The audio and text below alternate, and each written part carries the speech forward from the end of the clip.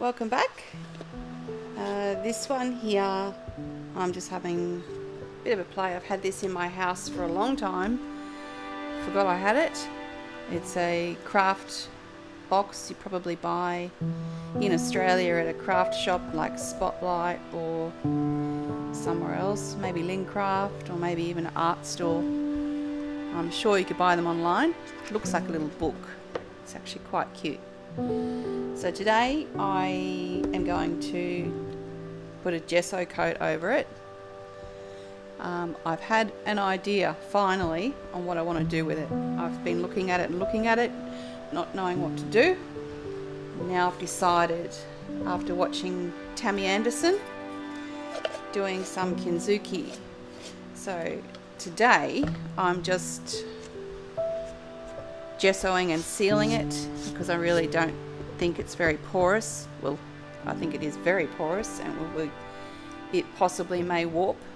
So I need to keep my paint on this light. So I'm going to gesso it to seal it, and then I'll tape the inside, and I'll take you guys through the process as I do it. And if you want any information on Kintsugi and want to watch videos on Kintsugi style, go over to Tammy Anderson Art. She does a lot of mixed media stuff, and she's a very talented lady and really worth watching, and she's quite entertaining to watch as well. Alright, I'll leave you with some peace and I'll get gessoing.